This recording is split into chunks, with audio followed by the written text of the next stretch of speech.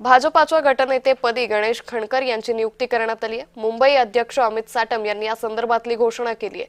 मागील अनेक वर्षांपासून गणेश खणकर भाजपात सक्रिय आहे।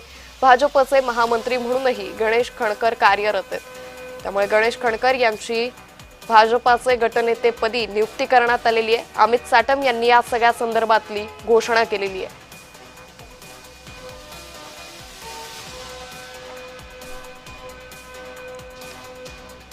तर गणेश खणकर यांची भाजपच्या गटनेतेपदी नियुक्ती करण्यात आलेली आहे।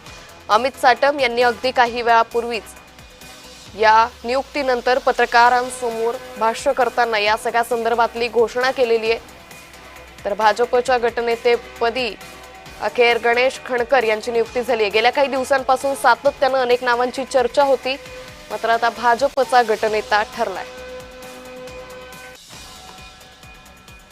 मुंबईतले भारतीय जनता पार्टीचे सर्व नेते यांच्याशी चर्चा करून मी मुंबई महानगरपालिका भारतीय जनता पार्टीच्या गटनेतेपदी श्री गणेश खणकर यांची घोषणा करीत आहे।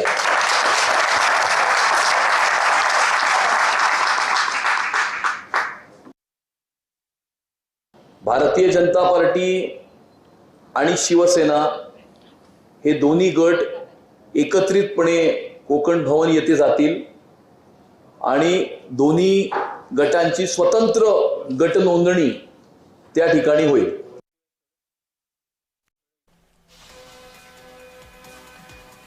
तर भाजपच्या गटनेतेपदी गणेश खणकर यांची नियुक्ती झाल्याची घोषणा अमित साटम यांनी केलेली आहे।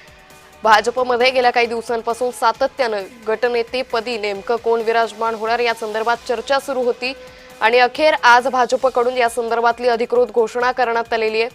भाजपच्या गटनेतेपदी गणेश खणकरांची नियुक्ती करण्यात आलेली आहे। गेल्या अनेक वर्षांपासून गणेश खणकर हे भाजपात सक्रिय आहे।